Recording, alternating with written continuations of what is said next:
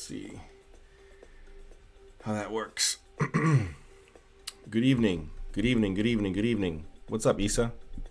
What's going on? How's the music to voice level? How's that? What's up, Jungle Juice? How are ya? Let me know what the music to voice level is like, guys.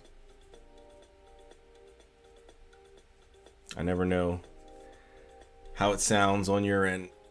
It's good? Okay, so you can hear me over the music. It's not too crazy. Okay, all right, cool. All right, awesome. Excellent. Hope everybody's doing well. Let me share this out. 1 second. Where's the, there we go. Let me put this in the Discord.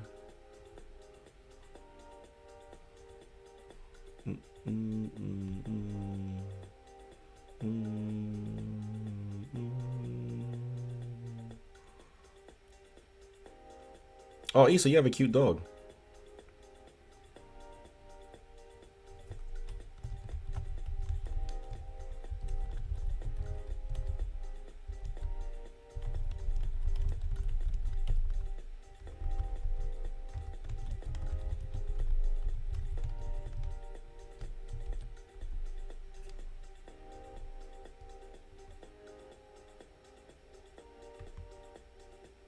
There we go.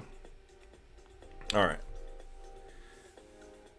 That isn't my dog. That's one of the dogs I'm watching. Okay. My mistake. Still a cute dog though. But all right. I figure over the past couple of live streams, I've been going into this text here when discussing magic circles and talking about the magic circles that we come across within Grimoire Tradition. So I thought it would be beneficial to go over that, to discuss magic circles in the Grimoire Tradition and how circles work from a Grimtrad perspective, and getting into that a little deeper than just the surface level, because we talk about it a little bit whenever I discuss grimoires or Grimoire Tradition, but we don't really dive super deep. So I like to do that.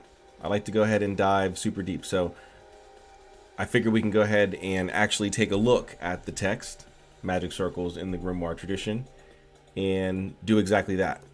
Go deeper. So be sure to share this out. We get the max number of people in here. Get this information out to more people. Thank you all for being here. No link. What do you mean, Jungle Juice? No link to what? To this? This is in my Google Drive. So no, there's no link to this. This is in my Google Drive. Other than that, I'm not sure what you're referring to when you say no link. And Jared, the topic is magic circles. We're talking about magic circles.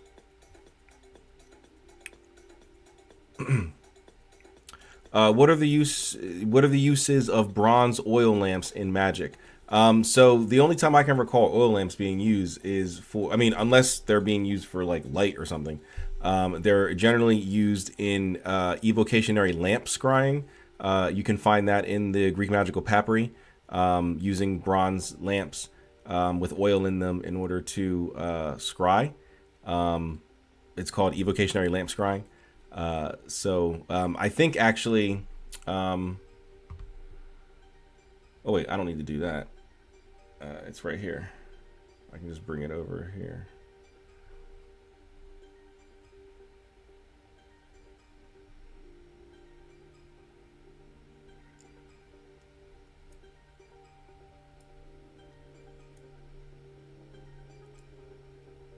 Here it is.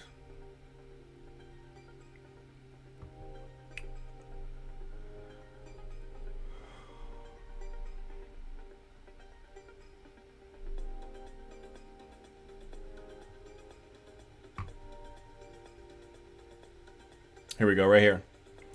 Evocationary lamp scrying. 362. We can take a look at it. It's gonna take me a minute though. Well, hold on. Do I? Whatever. We'll just, because I don't want it to be like, oh, you're moving too fast, and we can't load all those pages that quickly. So I gotta go like slow.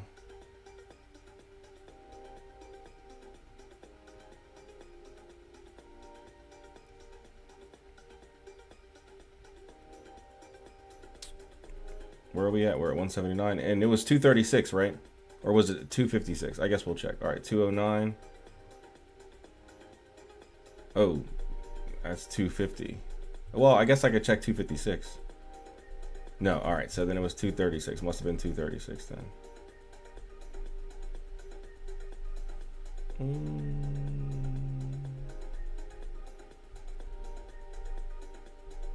45.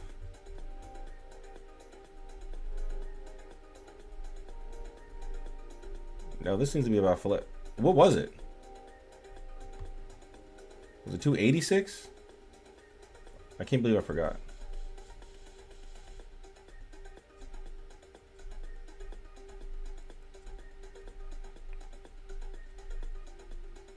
What the heck was it? Hold on, let me just check the, so I don't have to scroll all the way back up again. Let's check the table of contents in this one.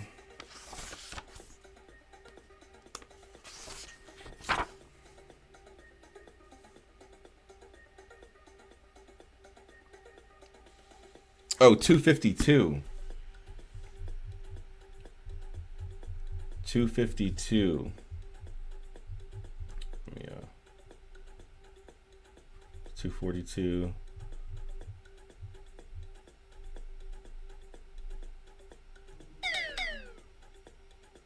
Bro, what?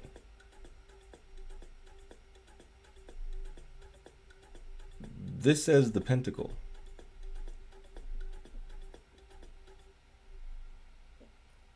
All right, well, these page numbers aren't matching up to the ebook version for some reason. But yeah, it's in the Greek Magical Papyri. I don't know why it's not linking up properly like it should be, but it's not. So but yeah, it's in the Greek Magical Papyri.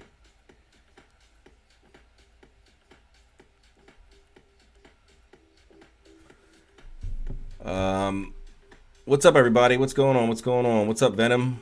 What's up? What's up, Balinsus? How are you? All the money I made, I can buy a physical copy now. There you go. There you go. What's up, Sybil? What's going on? Hope you're doing well this evening. All right. So let's go ahead and get started. So we're reading Magic Circles in the Grimoire Tradition. Our discussion is on magic circles this evening. So the text states, what was the purpose of the magic circle and how was it employed in ceremonial magic? As an investigation into the use of magic circles will show, they have been used for a substantial variety of purposes. Here, a general survey of examples will serve to convey the many variations of use. Later, specific purposes will be explored in more detail, as in the use of the circle for theurgic operations or treasure finding. I am just making dinner. Hope everyone's having a great night. I am. Thank you very much. And I hope you enjoy your dinner. According to Pliny, magic circles are sometimes inscribed with a sword around a plant when it is being gathered according to certain celestial times and under the strict observance of magical procedure.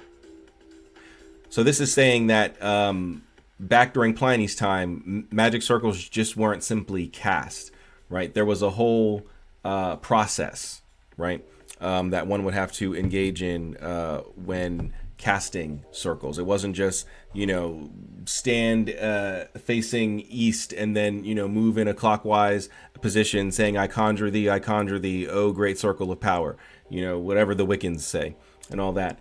There was a full procedure, much like everything else that was done in a spiritual perspective in ancient times. Nothing was just randomly done. There was always a prescribed procedure that one would need to follow. He also mentions how plants themselves are used to draw protective circles, as in heliotrope against scorpions, or betony to torment snakes. Roger Bacon will reaffirm this in the 13th century, followed by Agrippa in the 15th century. It is said also in gathering of roots and herbs, we must draw 3 circles round about them, first with the sword, then dig them up, taking heed in the meantime of a contrary wind. Other manuscripts suggest using implements of ivory, gold, silver, the tooth of a wild boar, or the horn of a bull. In one set of ritual instructions ascribed to Michael Scott, the operator, and not the Michael Scott from The Office, the operator is advised to observe the proper astrological times and other requisites of the ceremonies proper. The instructions include directing the operator to use blood from the bleeding heart of a white dove to inscribe the magic circle. So you can see that there was a point in time where things like animal blood was used in ritual magic. Not so much these days, but there was a time when such a thing was not frowned upon. This use of avian blood to draw circles is also to be found in the Munich necromantic grimoire as described by Keckefer. This time to inscribe a double circle for the magical purpose of acquiring knowledge of all liberal arts from the instruction of a spirit. In another Solomonic manuscript in the British Library, an explanation of the ceremonial use of the magic circle is detailed. It is noted that calling and commanding of spirits requires several considerations and apparatus. All the orations, conjurations, exorcisms, and other parts of the experiment are to be memorized, and all the necessary components assembled together before the ceremony proper begins. The specific days and hours of the spirits are to be observed, or else they will fail to appear. A sword is used to both to draw the circle on the ground and to draw a cross in the air just prior to performing the exorcism. By drawing the circle in the earth and the cross in the air, the union of the macrocosm and microcosm is implied, for the circle being applied to the earth places the celestial upon the terrestrial. A cross, a symbol of earth drawn in the air, suggests raising the earth to the heavens.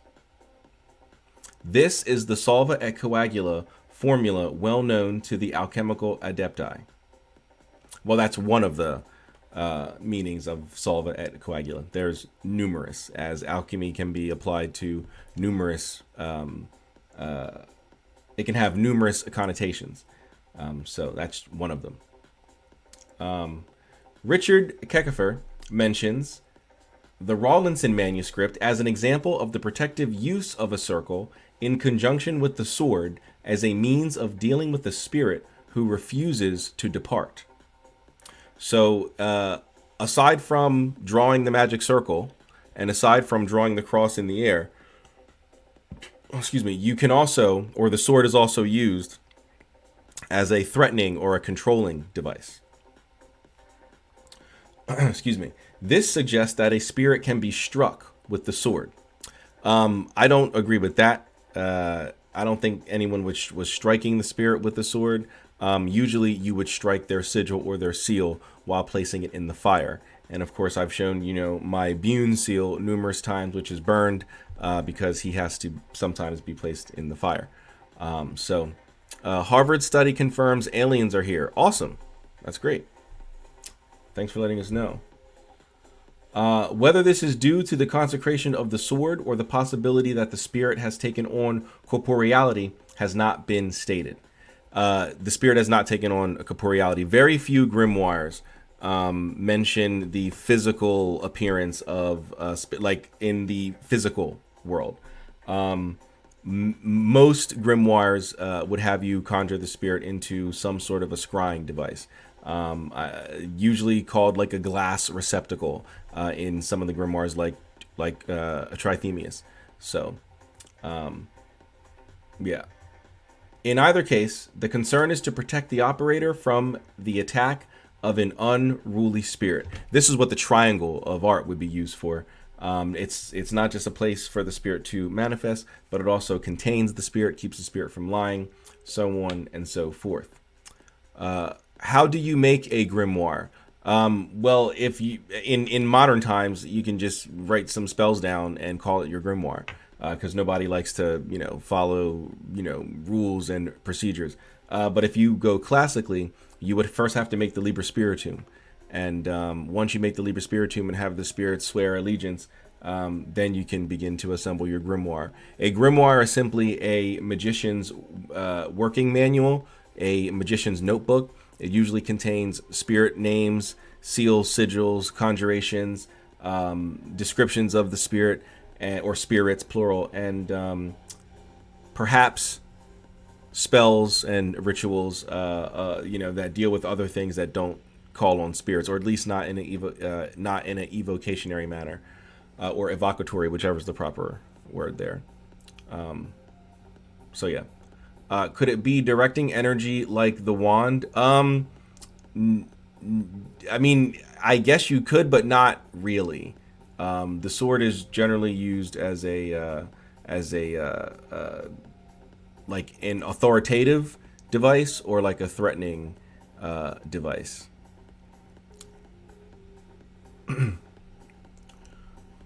Or the athame.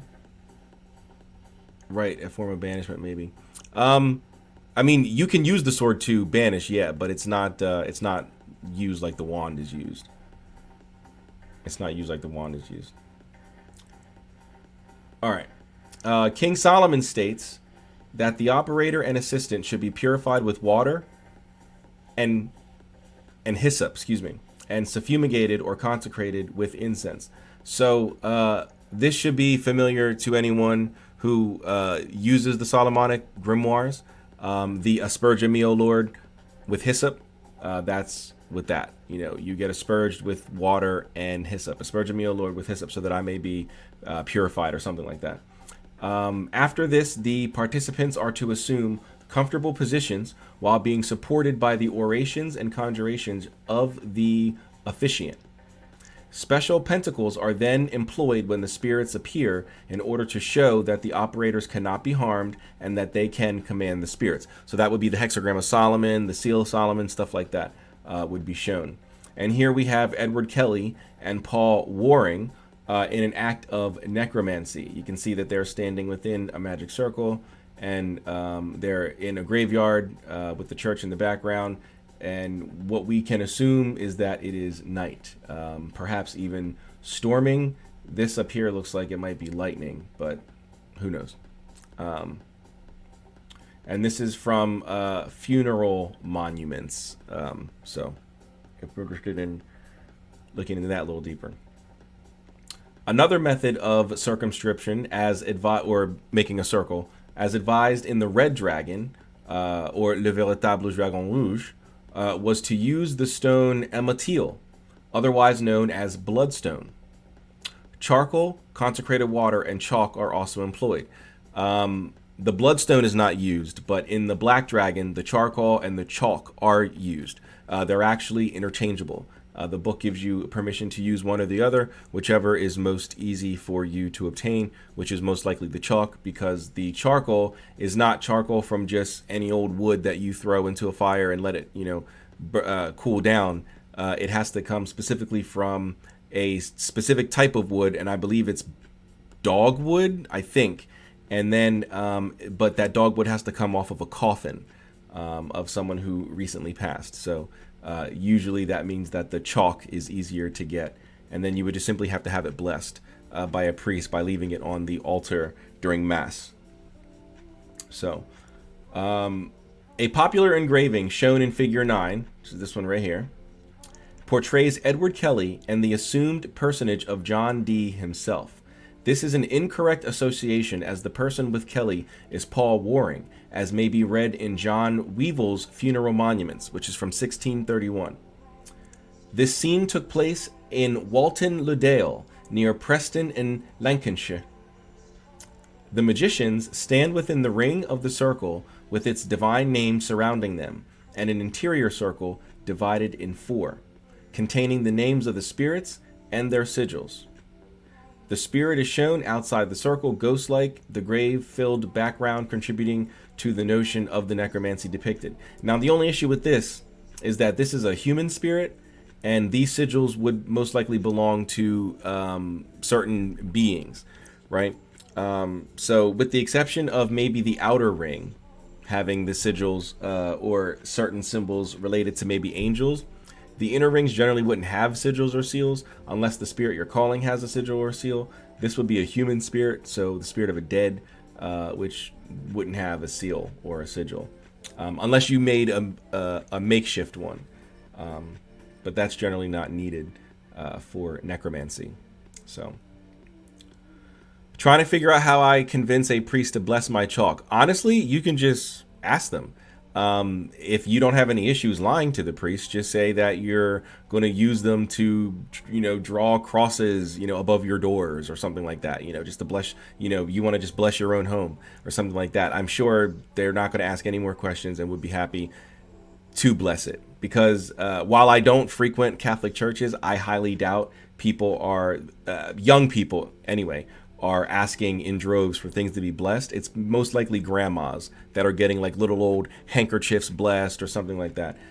It's generally not anybody younger than grandmas getting things blessed. So the priest would probably be happy to bless chalk or something. Now, if you're asking him to bless charcoal and all that, he might be a little, weary on that. But chalk, and you could just say that you're going to draw crosses above your door or something like that. I don't know. You're drawing your own prayer cards. I don't know. Something to make them think that it's for a holy and pious reason. They probably would be happy to do that. So, where I leave off? Oh, right here. Okay. The details of the circle are not given in the original account, and therefore this image represents a popular notion about the contents of magic circles. The engraving serves to illustrate the magical place of working. In this case is the graveyard.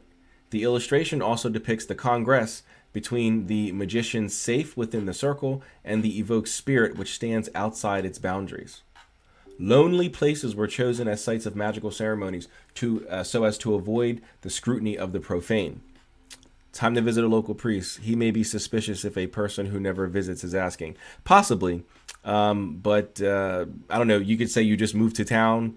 I don't know. You might have to get creative with it. Or if you have a family member that goes to church often and they don't ask too many questions, you can just ask them to, get it blessed. And, my priest knows I used to be a witch, wink, wink, so it might raise suspicion. Well, I don't know. You might have to get creative with it then. So. Oh, that's so true. Yeah. Why can't you bless the chalk? Because it must come from a priest who has received what's that word? Ordination within some church. Now, most grimoires are written from a Catholic perspective, and since it said on a Sunday during Mass, you would most likely have to go to a Catholic in order to get that done. Also, I thought it just had to sit on the altar during Mass. That would be easier to achieve. Yes, it does have to sit under the altar or sit on the altar during Mass, but that's so it can, receive the blessing. But if you can't do that, then you'd have to get a priest to do it. If you're not able to get up to the altar, I don't know how you'd be able to get to the altar and put something there unless you somehow get access to it before Mass starts.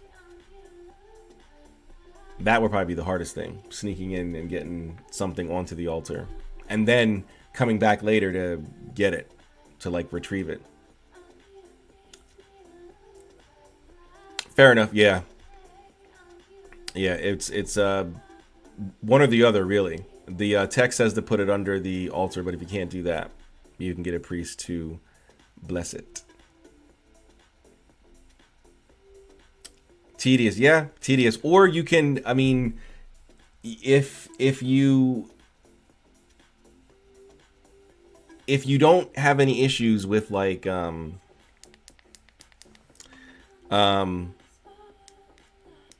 trust, like if you don't have any trust issues, what you can do is you can order them online.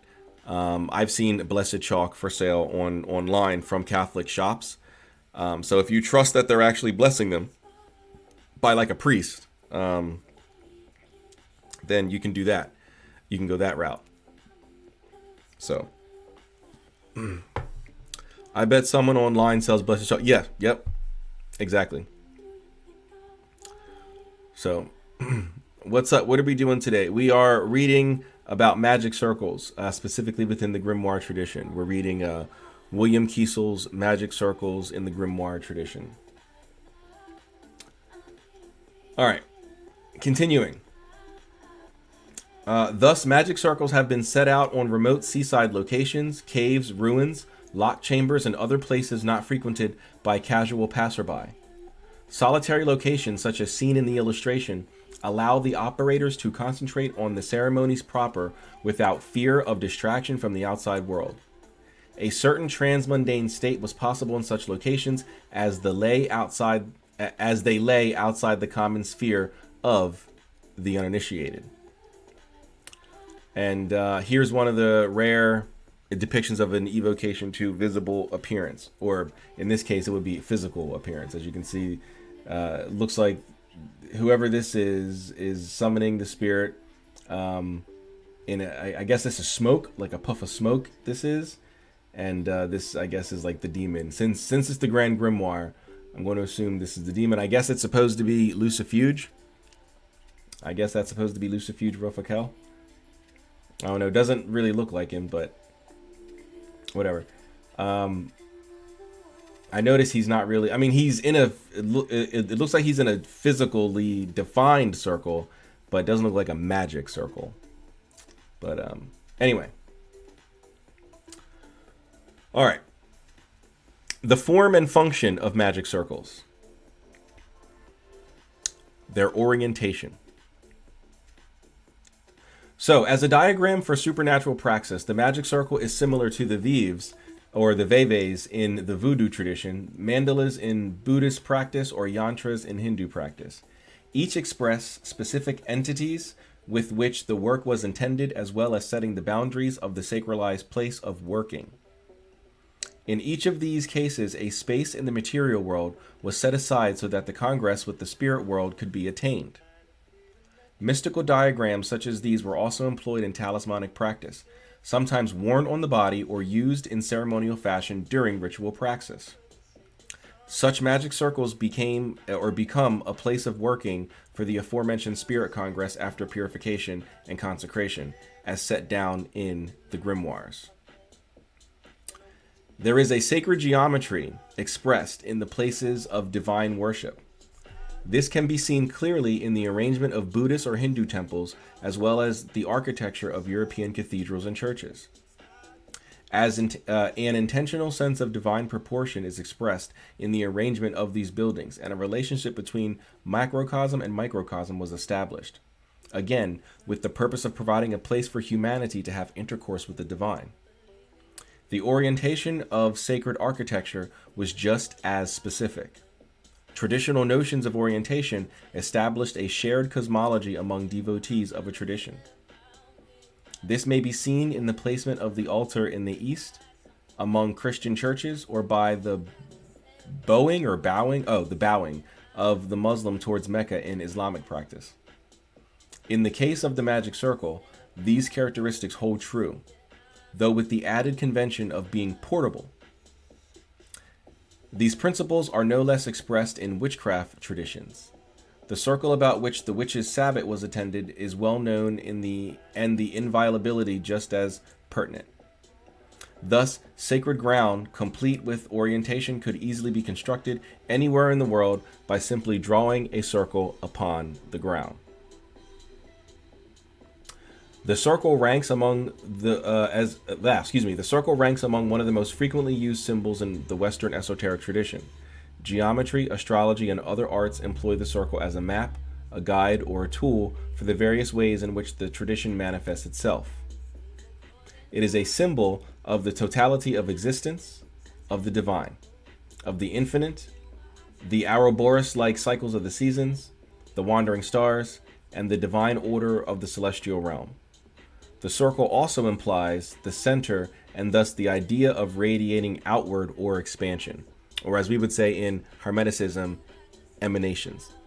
So this is the circle from the Master's circle from the key, of knowledge, which is one of the texts attributed to Solomon. So we can see the sacred names written on the outside.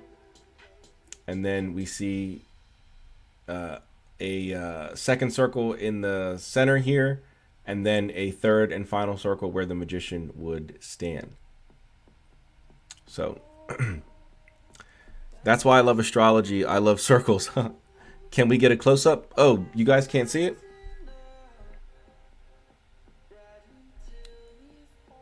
Is that better?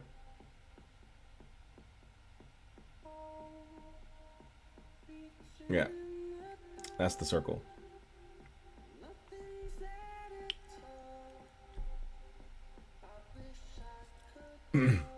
All right. Cornelius Agrippa relates that geometrical figures in themselves hold power. In his explanation, Agrippa discusses the circle as embodying the unity and the number 10. We talked about that during our readings of the three books of occult philosophy. What does it say? So it has a tetragrammaton here. I don't know what this is. I'm not sure. I'm not familiar with that word. This is not. I think it's Aya. I think it's how you pronounce it. I think it's Aya. And I don't know what this one is. I'm not familiar with what this says. But yeah, I would like to know what this is. Something OTH, OTB, and Nabis? I don't know. You need a pointer? What do you mean? I need a pointer. What do you mean?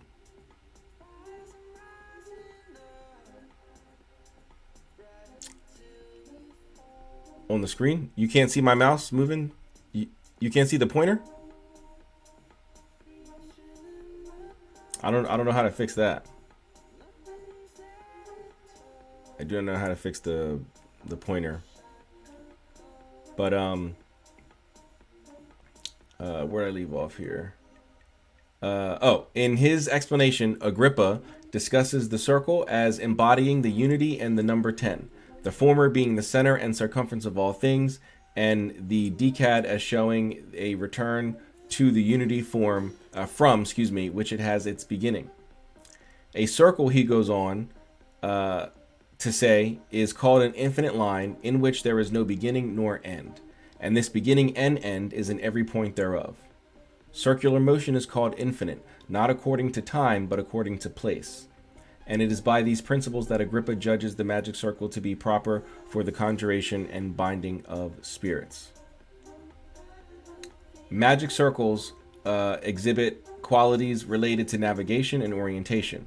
The ancients recognized the utility of the stars in measuring both time and space, two principles important in connection with the circle of art. Ceremonial magic has employed the circle as the nexus point between the earthly realm and the divine sphere. The circle was often accompanied by other familiar geometric figures, such as the triangle, the square, and the pentagram. The circle itself derives from the rotation of 2 points, as reflected in the symbol of Sol, or the sun, which is the circle with the dot in the center. I can't. Mine's yellow, so I know where it always at. Oh, really? Interesting. Yeah, I don't know how to get it on screen. It's showing on when I'm looking at my stream. It shows on, when I see the stream, but I don't know. I'm not sure how to fix that. Sorry about that, guys. All right. The sun shares correspondence with the heart and thus the center of both the microcosmic vehicle and the heavenly bodies. This is also significant from an astrological point of view. Astrology and astronomy led to the dividing up of the circle into various degrees or angles, which were in turn attributed to seasons or stellar quadrants. Excuse me. These were lines. These were the lines of demarcation. Of demarcation that astronomers used with the help of the sun and moon to develop the means of measuring time and a series of successive moments. And here's the zodiacal chart by Athanasius Kircher.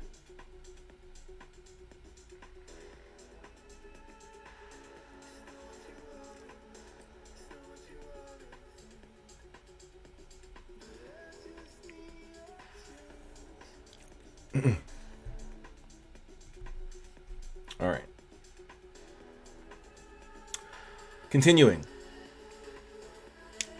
Tractatus du Sphera tells us that the word zodiac derives from the Greek word zo, or perhaps zodias. Zo, or maybe zoe, means life, and zodias means animal. The text also offers a Latin derivative of the zodiac being called signifier, due to bearing or dividing itself up by the signs. The 12 signs of the zodiac divide the circle of stars up into 12 divisions of 30-degree arcs. According to astronomers, each degree is divided up into 60 minutes, each minute 60 seconds, etc. These designations allowed for time and space to be measured, recorded, and with calculation past or future astral events divined.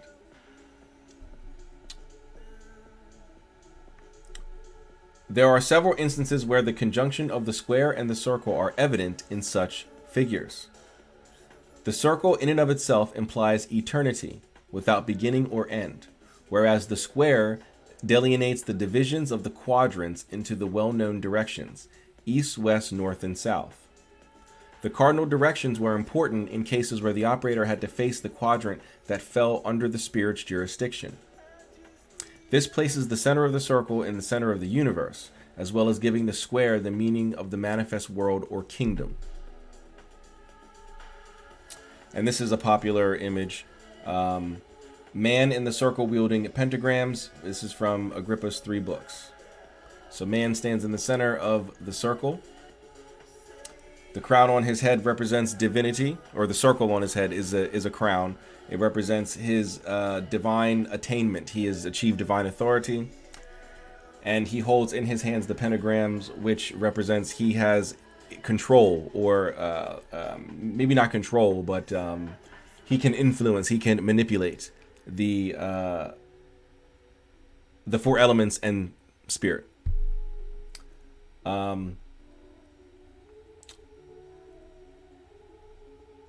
Gold in alchemy. On topic kinda, but I've heard that circles are used because the lack of corners allow energy to amplify. Interesting. I've never heard that. Also because spirits will follow the line. Any accuracy in these? I don't know anything about, I've never heard anything about spirits following the lines. I don't think that has any accuracy. There may be some validity to the lack of corners allow energy to amplify. And it's interesting that you say that, because a couple years, well, not a couple, back in 2015, I gave a review of S. Ben Kayan's The Book of Smokeless Fire, and it was a scathing review, pooping all over it, to the point where the publisher had to come on and defend the text. But the only redeeming quality that I gave the text was S. Ben Kayan had this angle theory, where he claimed that energy is contained and like sort of compressed shut in angles, and if you can manipulate them, you can release that energy. So if that theory is true, then perhaps there is validity to the circle sort of amplifying it. But I don't think that there's anything with the spirits will follow the line. I've never heard of that. What's up, Wing Ridden? What's going on? Circles represent continuality, so it would be an amplifier. Well, there you go. The triangle supposedly slows energy, which allows manifestation. Interesting. Okay. Where have you heard these from? I would like to dive deeper into that. Where did you hear those from? Especially the one where spirits follow the line. I'd like to look into those. That's interesting. I've not heard that.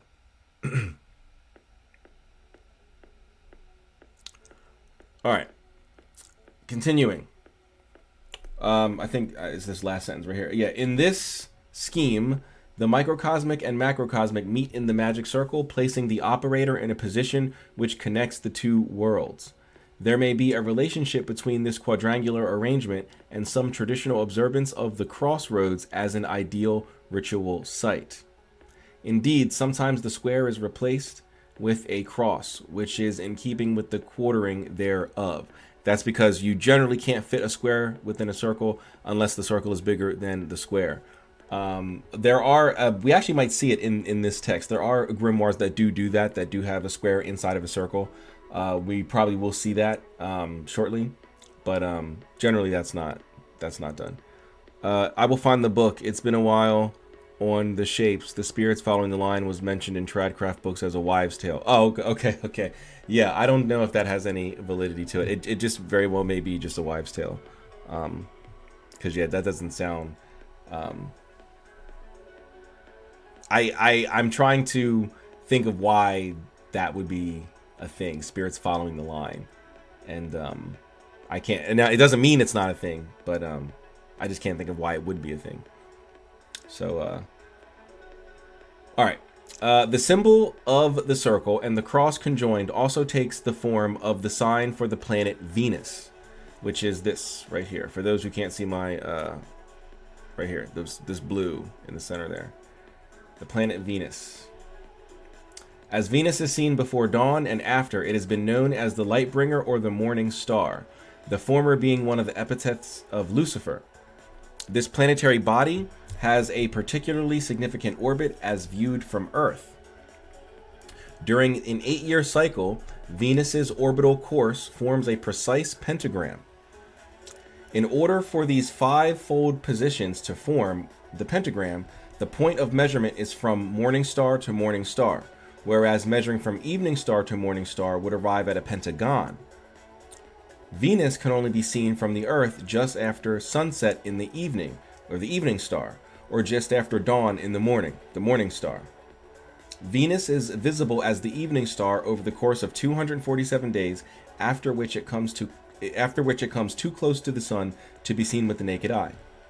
After 14 days of invisibility, Venus moves into the morning star position during the remaining course of 245 days until again being occulted by the light of the sun.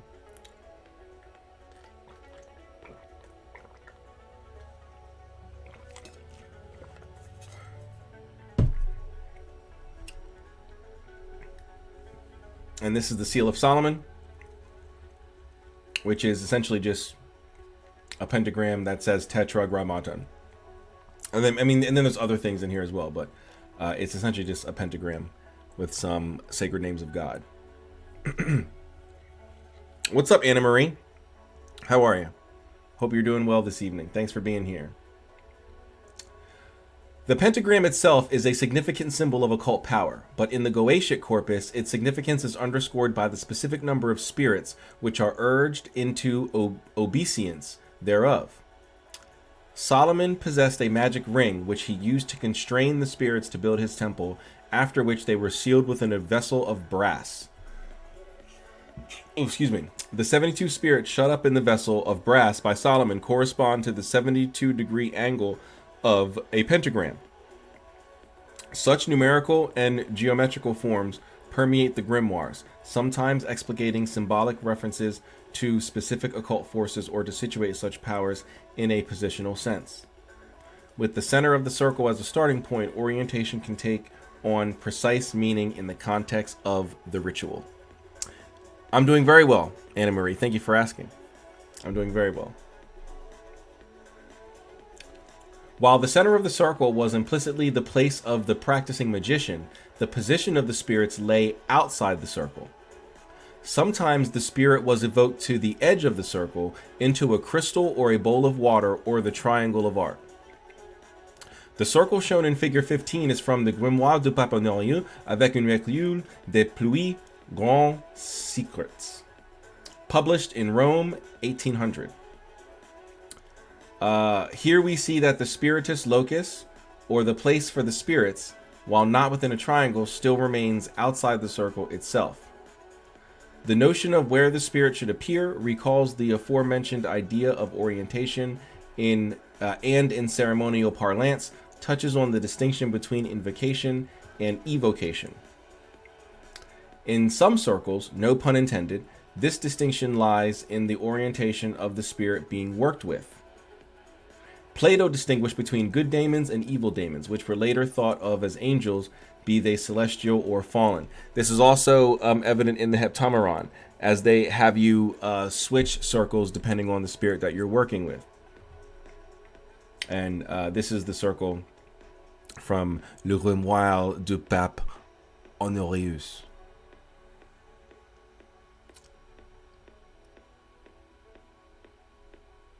But yeah.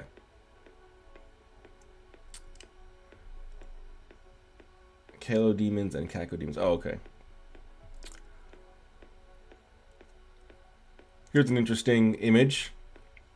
A circle with a skull. It looks like this is a face of a person in their head in a knight's helmet with a bird, maybe a raven here. This person appears to be down. Looks like there's a person kneeling next to him, his arm grabbing maybe this person's arm. I don't know. So maybe this is a sacrifice or some sort of depiction. I don't know. I'm not familiar with this. What is this? A 16th century engraving by Jasper Isaac. I'm not super familiar with the history behind this. It was actually Mastering Magic by Matt Aron. Ah, okay. I have that right up there. I'm checking his sources. Yes, please. Let me know. But yes, I have both Psychic Witch and Mastering Magic. All right. In discussing where a spirit may take residence, it serves us to mention that within the operations of witchcraft, the skull has acted as a proper vessel. So then, yeah, I think I'm right. I think that's some sort of a sacrifice going on, and they're going to be using the vessel as a oracular. You know, have the spirit speak through the skull. We see that in a lot of Greek mystery schools. But anyway. In discussing where a spirit may take residence, it serves us to mention that within the operations of witchcraft, the skull has operated as the proper vessel.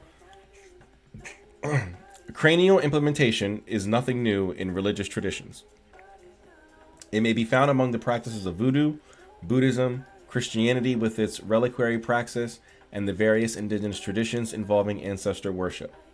As a vessel of power, the skull provides a point of congress between the living and the spirit worlds.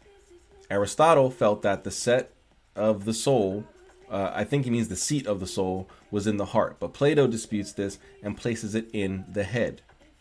Skulls have a talismanic quality in that they are the repository of knowledge and power of the being to whom it belonged, as well as acting as vessels for the use of spirit congress. The circular aperture found in trepanned skulls, I don't know what that word means, trepanned skulls served as a portal. I don't know what that word, I guess that's supposed to be to egress and ingress. Okay. Sorry, some of the letters are like missing. And ingress as well. Triangulation correlates with these navigational sciences since it is a means whereby a point in space may be fixed. A manuscript in the British Museum shows a magic circle accompanied by the triangle of art. Just above the image of the triangle of art, we read, the triangle that Solomon commanded the disobedient spirits into. It is to be made 2 foot off from the circle and 3 foot over. And just below the triangle, note this triangle is to be placed upon that cost the spirit belongeth. Observe the moon in workings, etc. And this is the triangle of art. It has priminuton, this says anaphesaton, but it's anaphaxatone and tetragrammaton. And then this says Mikael for the archangel Michael, although in some cases Mikael could be referring to the angel of the Lord, which is also Jesus. So names really are titles within Abrahamism. You'd be surprised at how often, even the word angel can be interchangeable within Abrahamism. The word angel can refer to an angel. It can refer to a divine messenger, which is not an angel, something like the Holy Spirit. It can refer to a person. So, yeah.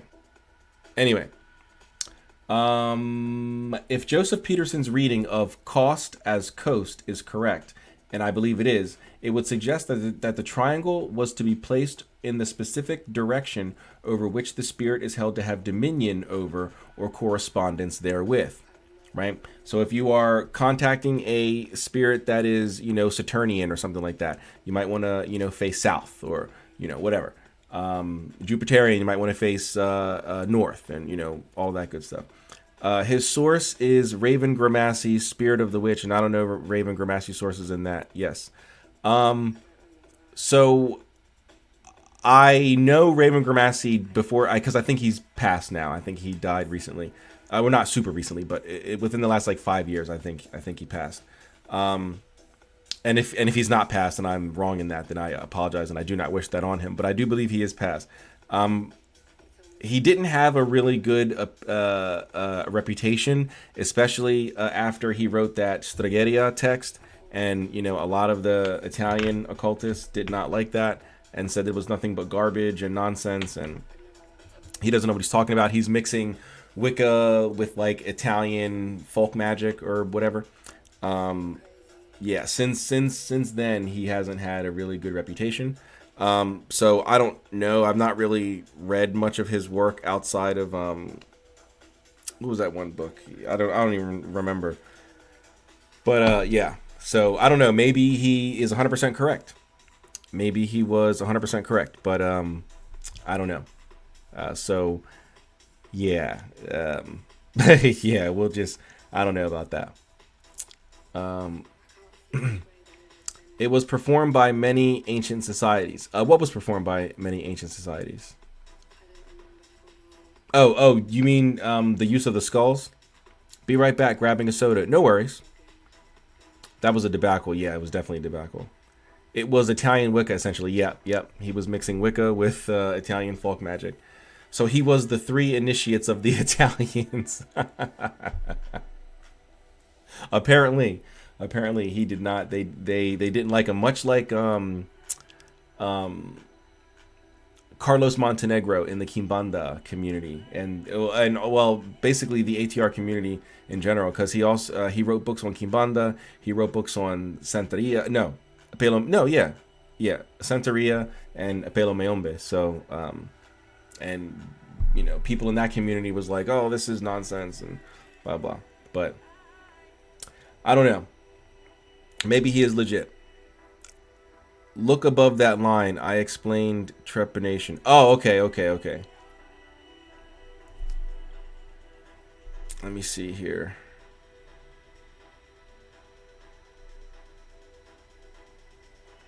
It's not showing your... It just shows you saying it was performed by many ancient societies.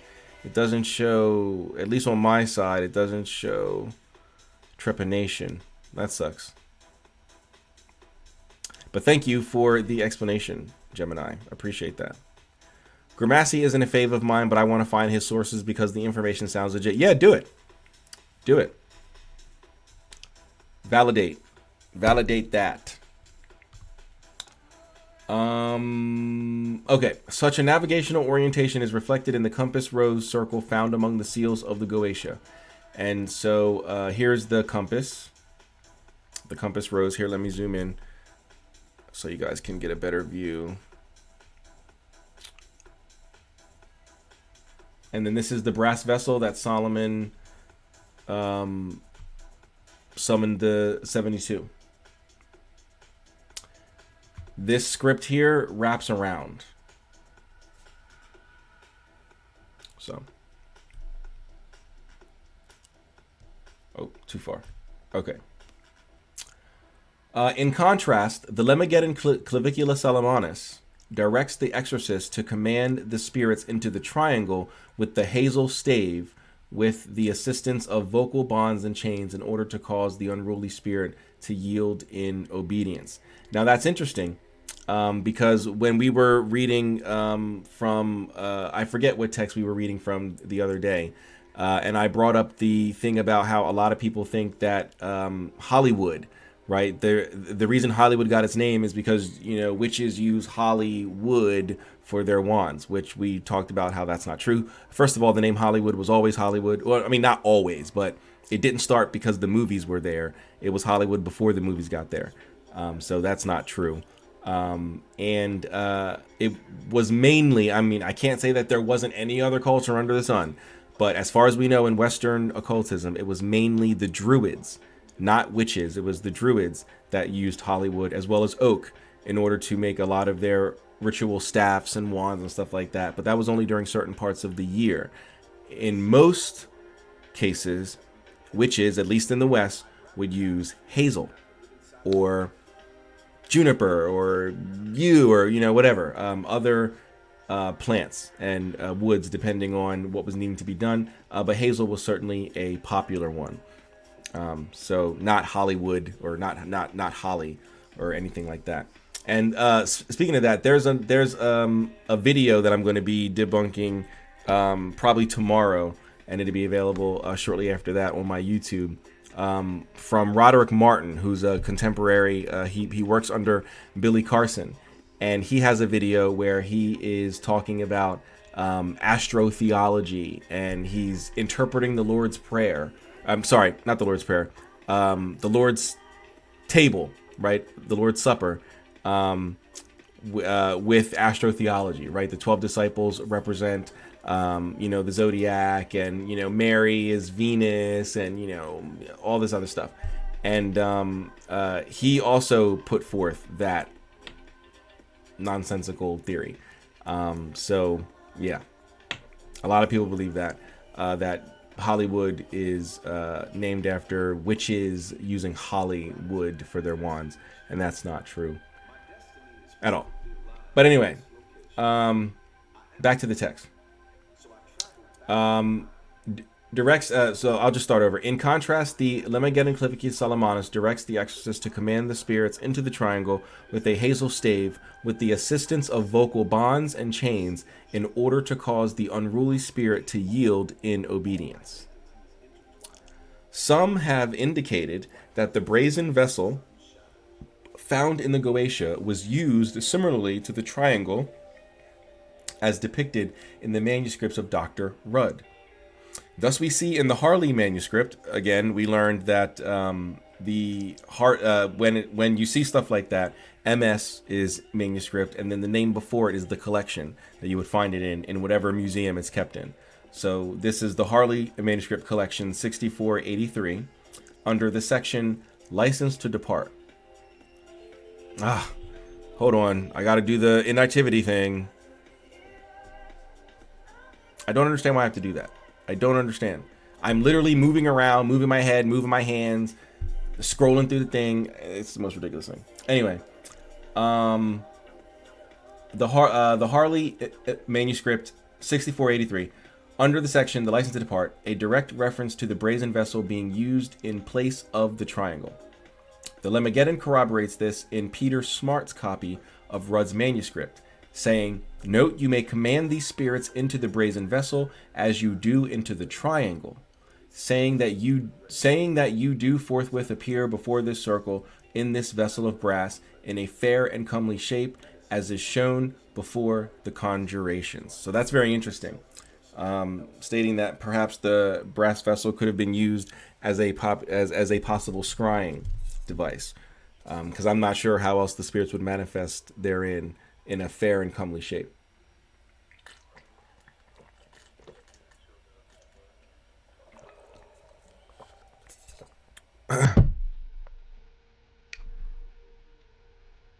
In the art of the Thurgia Goetia, the magician commands the spirits to appear outside the circle, or as an alternative, within a crystal stone, as may be seen in the conjurations to the wandering princes and the princes that govern the points of the compass. This is also the case in the conjuration to the dukes that governeth the point of the compass with their prince. Um, Hold on, let me find out the year the Thurgia Goetia was published. 1 second.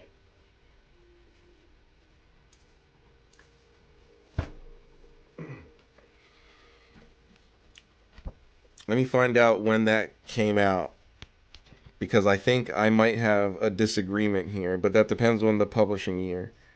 Um,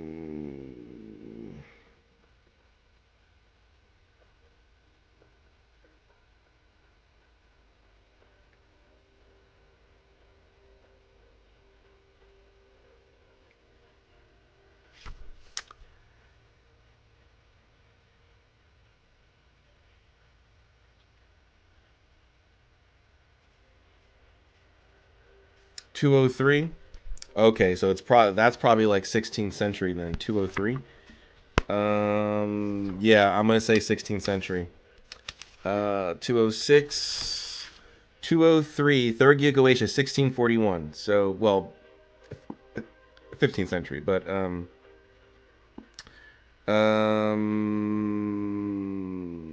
what is this? MS, where is it? MS 6483. Yeah, the first copy is MS 6483, Thomas Rudd, 1712. Interesting. So then, how is it dated 1641 if the first known copy is 1712?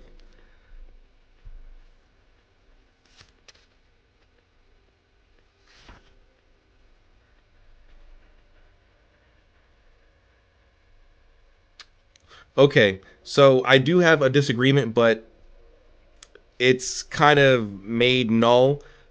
So this was saying that the third Gigawatia commands the magician or the magician commands the spirits to appear outside the circle or as an alternative within a crystal stone, as may be seen in the conjurations. Um, However, there are references to crystal stones being used not as alternatives, but as the main manifestation point in grimoires earlier than the Third Gilgamesh. But I needed to confirm that by knowing when it was published, and it was published in the 1600s. And I was going to say there are grimoires going back to the 1500s, the 1300s that have crystals, but it says that it's based on or it's drawn on Ah, the Stenographia by Trithemius, which is 1500s. So that kind of nulls my point, but also makes it. So I was right, but they kind of redeemed themselves. So okay. Um, where did I leave off? Conjurations to the wandering princes and the princes that govern the points of the compass. This also is the case in the conjuration to the dukes that governeth the point of the compass with their prince.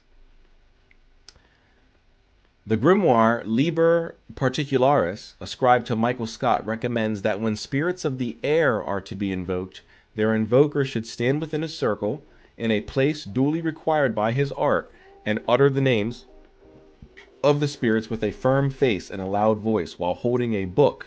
That book, some say it's the grimoire. I think it's the Liber Spiritum, which I guess is in your grimoire, but anyway, or a naked sword in his hand. The same text, by naked, it means that means unadorned. So just a plain, basic, no inscriptions, no fancy regalia, nothing like that. Just a plain, unadorned, regular sword.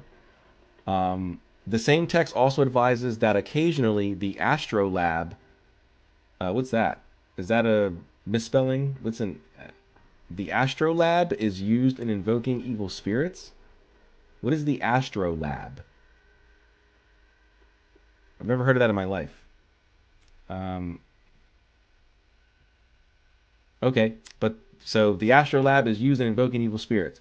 In traditional witchcraft, the circle of art is explicitly called the compass round and is in accord with the foregoing principles. Such navigational features demonstrate the importance of orientation and position in the ritual use of the magic circle. Figures 20 and 21 are circles derived from the texts in the 6th and 7th books of Moses. The Shem Hempharash is a corrupted form of the Shem Ha Mephorash, or the 72 lettered name. Which is true. A lot of people get the two 72s confused. Actually, there's three 72s, and they get them mixed up by calling them equals of each other and all that other stuff. The names shown in the Shem Hempharash circles are not the traditional Hebrew names associated with the 72 lettered name. Instead, these names bear the influence of Christian Kabbalists, common in grimoire literature. The numerical values of Hebrew letters was an important consideration to the Kabbalistic magician. That's accurate. I doubt you mean this. You mean what I just read beforehand? This stuff up here? With Michael Scott and the Liber Particularis? An astrolabe is an astronomical instrument. Interesting. I hope I can summon spirits with one. Yeah, what is this? This is the Liber Particularis? I've never heard of that. Let me see. Let me see. Does it come up in the Grimoire? All right. Let's see. The Liber. Does it give us a year? No. All right. Well, does it do it down here? No. Okay. The Liber Particularis. Okay.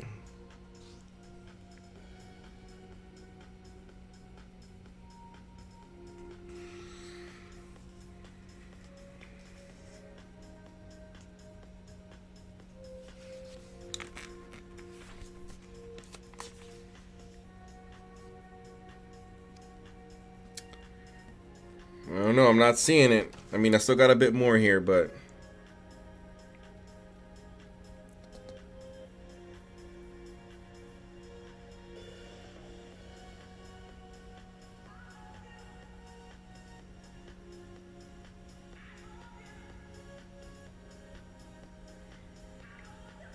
yeah, I don't see it. Alright, I'm gonna have to Google it. Yeah, I don't see it in here. The Liber Particularis. Oh, shoot.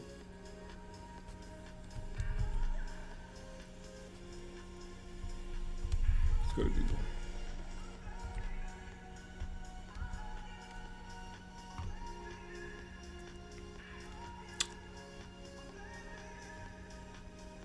Ah.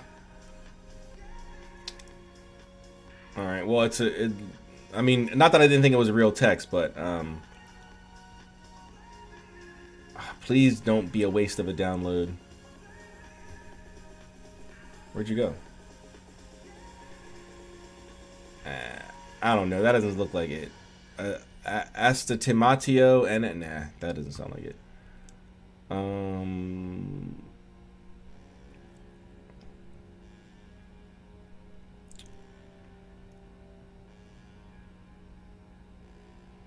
Wait, is this it over here?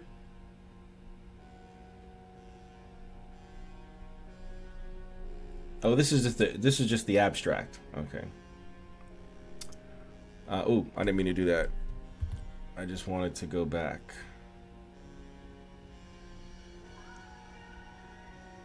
All right. Well, I guess we won't be able to read it.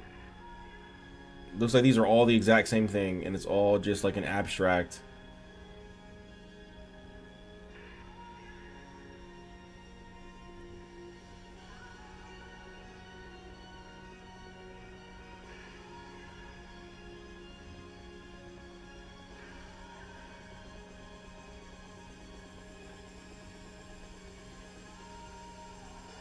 Ah, interesting.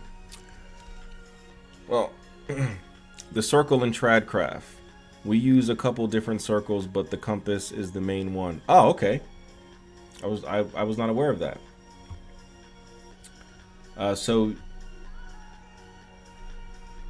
you guys use this one right here?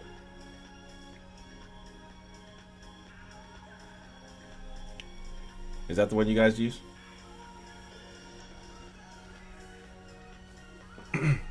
All right. So this is the Shemhem-Farash seal obverse, or the top side. It's not that elaborate. Oh, okay, okay. And then this is the bottom side.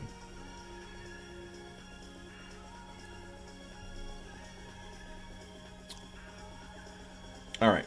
The system of values was called gematria, so that if we should add the numbers of the divine name shown in figure 14,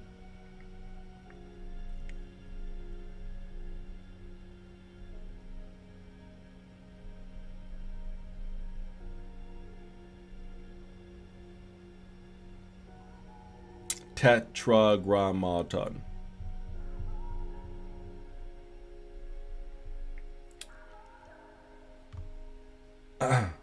And we would arrive at 72. Thus, Yod He Vav He, 10, 5, 6, 36. Note that 36 names with the central Yod are shown in figure 20. If one multiplies the value of the central letter by the number of names, the result is 360. In figure 21, we see by multiplying the number of letters shown in the center of the circle by the number of names that 360 is also the result. The idea of being surrounded by God occurs in 360-degree arrangement. Goetia compass figure 18, which is this one right here. I make mine with just the 4 cardinal directions, but it's a triple circle. Oh, wow. Okay. Interesting. I wonder if they'll show it, because I know they show Andrew Chumbley's circle in here, and he's not Grimtrad. So I mean, even though the book is called Magic Circles and Grimoire Tradition, Andrew Chumbley's not Grimtrad, so he's Tradcraft. So I wonder if they'll show it in here. All right, raising the castle, construction of the circle. A magic circle may take several forms, from that of a simple circle drawn in chalk to a full Goetic circle of art resplendent with the requisite names, sigils, figures, and other details permanently set in the floor, found in well-appointed temples of the mysteries. I will be using the circle of art as described in the Heptameron as an exemplar, in order to explain the intricacies of such circle construction in ceremonial magic. Thus I quote in full. All right, pretty big read here. Of the circle and the composition thereof. The form of circles is not always one and the same, but useth to be changed according to the order of spirits that are called to their places, times, days, and hours. So that's what I was talking about earlier, and also a couple days ago when I was saying how the Heptameron has you change circles for every day and every type of spirit that you're going to be talking to. And it says it right here, because this is from the Heptameron. For in making a circle, it ought to be considered in what time of the year, what day, and what hour that you will make the circle, what spirit you would call, and to what star and region they do belong, and what functions they have. Therefore, let there be made 3 circles of the latitude of 9 foot, and let them be distant from one another, a hand's breadth. And in the middle circle, first write the name of the hour wherein you do the work. In the second, write the name of the angel of the hour. In the third, place the sigil of the angel of the hour. Fourthly, the name of the angel that ruleth the day wherein you do the work, and the names of his ministers. In the fifth place, the name of the present time. Sixthly, the name of the spirits ruling in that part of time, and their presidents. Seventhly, the name of the head of the sign ruling in that part of the time wherein you work. Eighthly, the name of the earth according to that part of the time wherein you work. Ninthly, and for the completing of the middle circle, write the name of the sun and of the moon according to the said rule of time. For as the time is changed, so the names are to be altered. And in the outermost circle, let there be drawn in the 4 angles the names of the presidential angels of the air. that day wherein you would do this work, to wit, the name of the king and his 3 ministers. Without the circle, in 4 angles, let pentagons be made. In the inner circle, let there be written 4 divine names with crosses interposed in the middle circle. To wit, towards the east, let there be written Alpha and Omega. Let there be written Alpha, and towards the west, let there be written Omega, and let a cross divide the middle of the circle. When the circle is thus finished, according to the rule now written, before written, you shall proceed. And here is that image. So, following all the instructions that we just read, this is what one of the circles would look like. This is the circle for the first hour of the Lord's day in springtime. So, this circle would be different than, the second hour of the Lord's day in winter, right? So, now we shall look at the various ways in which these circles were constructed. The description from the Heptameron above stipulates that the selection of names in the construction of the circle depend upon the spirit to be called, as well as the correct time associated with the spirit. This diagram of a magic circle is the most complex among several other wood engraved figures in the grimoire, wherein we read in the opening paragraph that circles are certain fortresses to defend the operator safe from the evil spirits. Thus the circle is offered as a sure protection against malevolent spirits due to the greatest power which is attributed thereunto. The times and places associated with spirits derive from an old tradition of correspondences associated with plants, stones, colors, days of the week, humors, the elements, planets, and stars. All things had their correspondence that placed them in their specific order of things. Such vincula, or links, showed how certain influences could be brought to bear through specific materials. Humors, yes, bodily fluids, body parts, stuff like that. Where did I leave off? Such vincula, I already read that. Yeah. Iron, being a metal attributed to Mars, was held to be linked to the planet and served as a natural medium for its influence.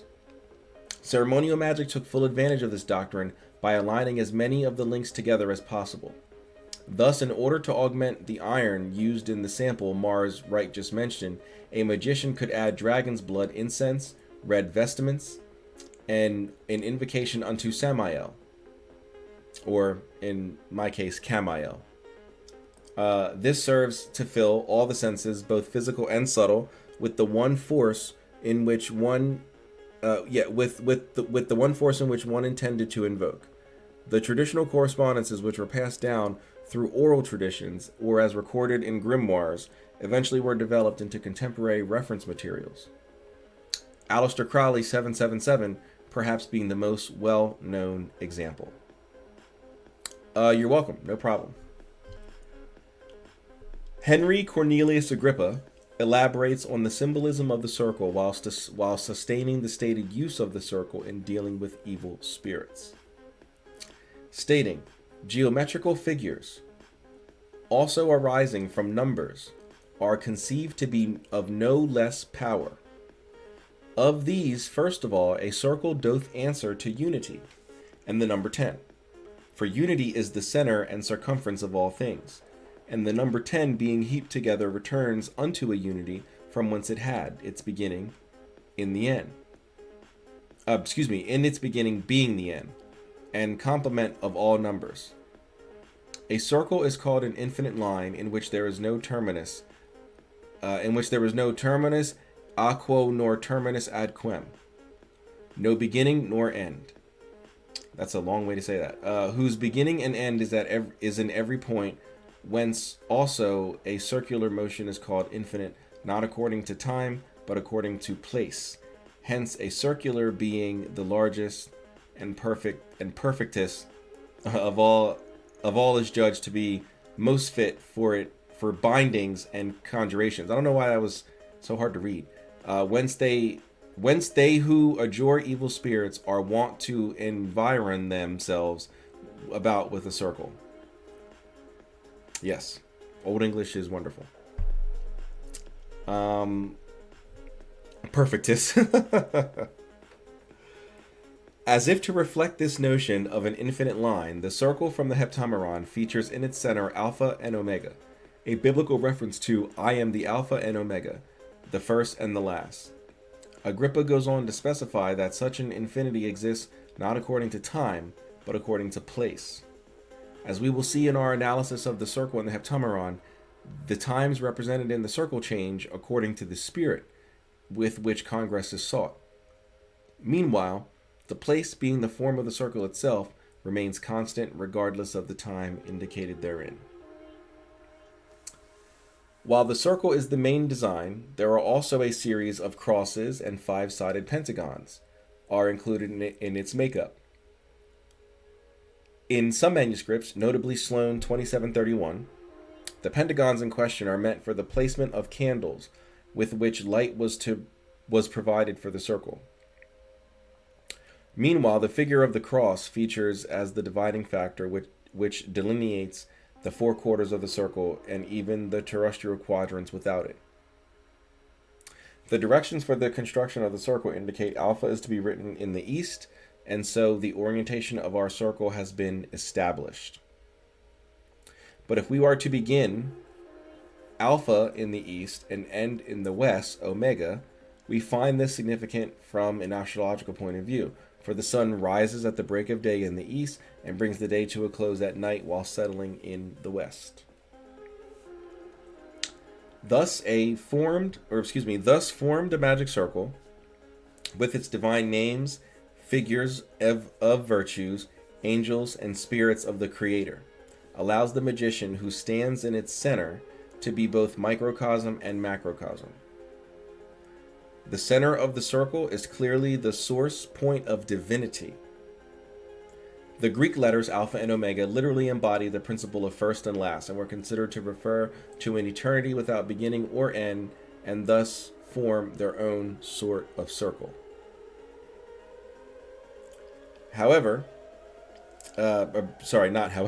Figure 23 shows a page from the Driscoll edition of the Sworn Book of Honorius, depicting the circle for the invocation of Satkiel on a Thursday in the 8th month in the fall. In the versicle accompanying this circle, direct reference to God is made, invoking divine virtue and power, demanding God's praise and commanding the spirits to give obedience to God. The circle is the type found in Abano and pictured in figure 15. All right. So here's the circle for invoking Sakiel, and I was right. I said that we would probably get to it tonight. The music, oh yeah, as we're talking about God and like summoning spirits, yeah, this music is kind of crazy. So this is the square within a circle, and then so it was saying how if you don't find a square within a circle, you'll find the cross points, but this has all of it. It has the square in a circle and the cross points. But this is what it should look like. You got the outer ring, or let me start how this started. So you got your inner ring with the name of God and it's, the crosses. Then you got the name of the angels, or the name of the angel that you're going to be contacting and their immediate retinue, and then the name of the angels surrounding them, or the ones that are under them. So this is what the circle would look like. The details of the outer circles are specified for the exact time of the working from an astrological perspective. The angel Sakiel was associated with Thursday, and thus the operation would take place on that day. So this is a Thursday circle. Yeah, it says circle for the invocation of Sakiel on a Thursday in the 8th month in the fall. And then here are the, for the most part, popular angels associated with what day. Michael Sunday, Gabriel Monday, Camiel Tuesday, Raphael Wednesday. Of course, Quinn and I always talk about the swapping here of Raphael and Michael for Sunday and Wednesday. Mine, I mean, I don't know. I mean, not that I don't know Sakiel, but I know Zakiel for Thursday, Anael for Friday, and Sakiel. So Zadkiel and Sakiel for Saturday. But it doesn't matter. All right.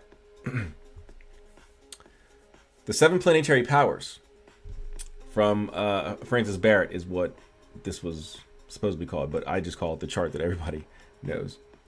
All right, so this is a table from Francis Barrett's The Magus. It shows the days of the week, the names of the archangels, their sigils, blah, blah. We just went over that. You guys know that. Here's another circle within a triangle, square within a circle, but this one doesn't meet the edges, so obviously the square is smaller than the circle. But yeah, this is from the 6 and 7 books of Moses with Oxidans, Oriens, what is that? Septenary and Meridians. I've always felt like this was something else, not septenary. But anyway, I guess it matters. And this is from the German Hollenswang.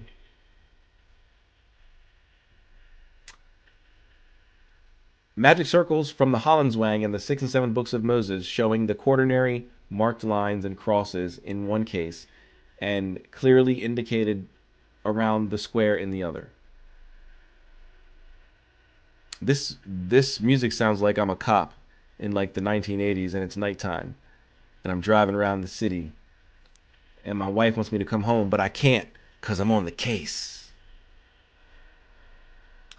Circle with the monogram. Le Grimoire du Pape Honoris. And here's another one, square. This time the circle is within the square. But we've got Michael, Raphael, Gabriel, and Haniel rather than Uriel, which is interesting because Haniel is usually equated to Aniel. Sometimes you'll see Haniel for Friday, right? Instead of Aniel, like it says here, you'll see Haniel for Friday. So, and Haniel and Aniel have no, as far as I'm aware, I could be way wrong, but as far as I'm aware, they don't have any relation to Uriel. But could be wrong there. So, but yeah, this is from the Grimoire of Pope Honorius. We see the three of the main archangels, and then another archangel. And then we have the sacred names of God. Well, we've got El, one of the sacred names of God, Yah. This is an I, but we would see it as a J, Jah, Yah, Agla. And then this just means God. Theos just means God. So it's GTA music. I'm loving the vibe. He was just a hometown boy living in South Detroit. Anything seemed possible in those days. All right. Quarters of the universe. I heard my father say so precisely. Aleph Tav includes the range of Sabbath. My Sabbaths are a circle with a square inscribed within. My sanctuary, you are to hold in awe, is the point standing in the center, which one should fear more than anything, for its punishment is death, as is written, those who profane it shall surely be put to death. Exodus 31:14. Who are those who profane it? Whoever enter the hallow of the circle and the square, the site where that point rests, and damages it shall surely be put to death. So it is written, you are to hold it in awe. That point is called I, and on it rests that high concealed one, unrevealed. This is Yod He Vav He, and all is one. Is this the weekend? Who is this?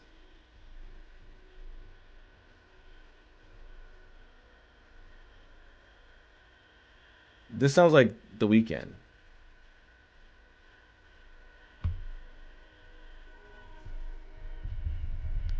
Well, not right there. Hold on.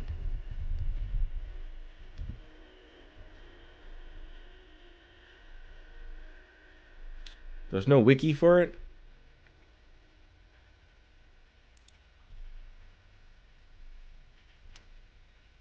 It doesn't say.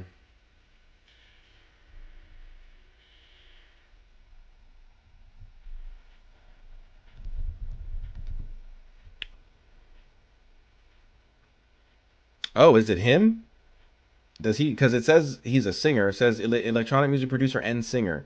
So maybe he's his own vocalist.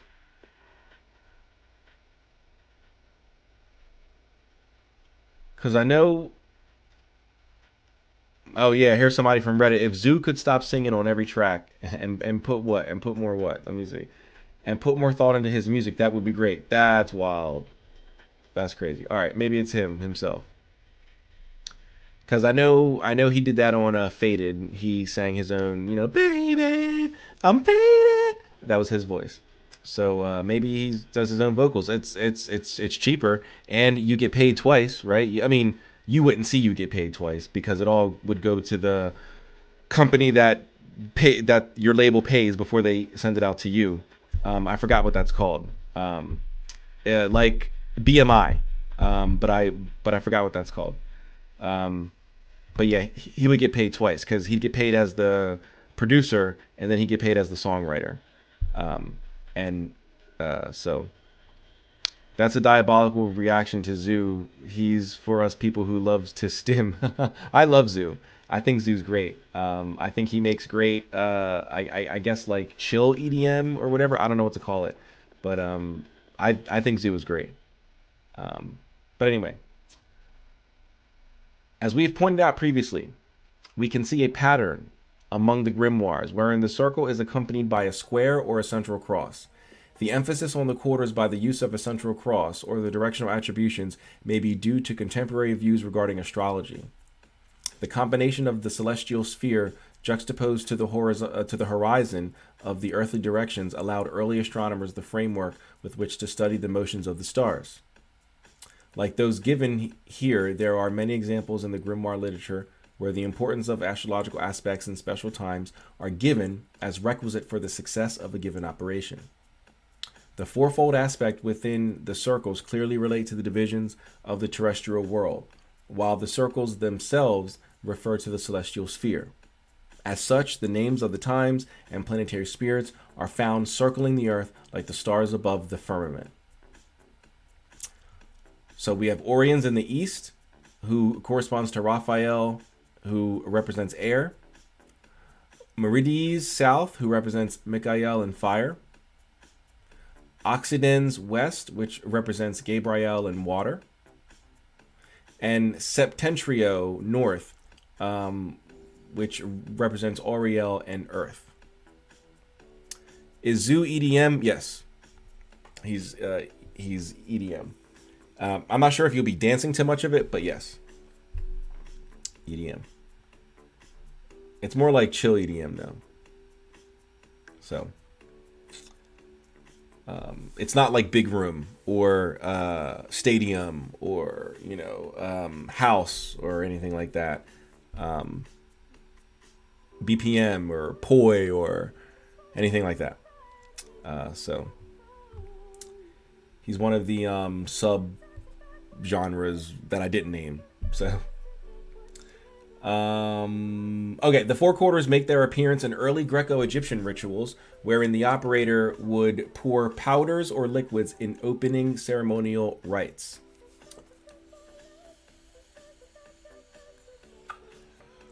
Walking to each of these quarters in turn, of course, shows a circle in the operator's path. The crossroads were especially important in witchcraft traditions as well, where whenever the four directions are expressed whenever the four directions are expressed, the center becomes implicit. The contemporary equivalent of such opening rites, the Golden Dawn style pentagram ritual, emphasizes the quarters by activating the defensive pentagrams by vibrating divine names in each quadrant. Once these warding, or in some cases invoking seals are established, the archangels of the quarters are invoked by name. Other traditions employ other beings and associate different elemental powers to each direction. The idea that the four quarters are associated with the four elements is quite old, and examples can be found among grimoire literature and later ritual practice as described in modern esoteric ceremonial works. And that's very true. I would recommend Jake Stratton Kent's Testament of Cyprian the Mage. He gives an excellent rendition on the four quarters, their spirits, the elemental kings and queens associated with them, their most likely, at least as of right now, what research has dug up right now, their most likely true identities, what they actually represent, things like that. I would check that out. Not all of the examples now extant agree as to the correspondences to these directions, though one could argue that these differences are related to the Oriental considerations we have already discussed. In one of the grimoires in the Solomonic cycle, we read that the spirits, when called, will appear in the raiment of their associated element. Thus, Eastern spirits being associated with fire will appear enshrouded in flames. The four quarters are recognized in D as well as in the form of the watchtowers, an influence that was carried into the Golden Dawn's Enochian system. The elemental kings and subordinate spirits of the quadrigles are principal features of a rite known as opening by watchtower. So this is the golden talisman from A True and Faithful Relation. You guys can take a look at that.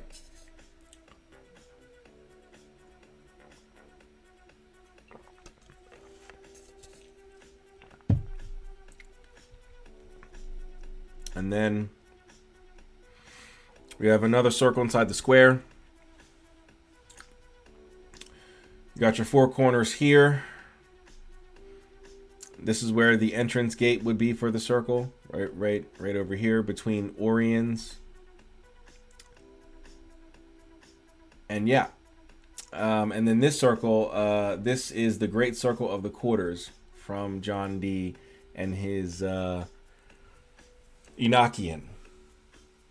Now, this is also a good example of some of the names of, or like some of the weird names of angels, right?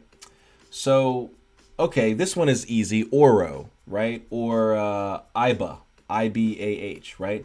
But how do I pronounce R-C-T-G-A? How do I pronounce that? What is that? How do I pronounce P-D-O-C-E? How do I pronounce M-P-H? How do you pronounce that? So there's Enochian's very interesting. it's a very interesting. Some of these are pronounceable. Others, it's like, say what now? All right, let's pull out.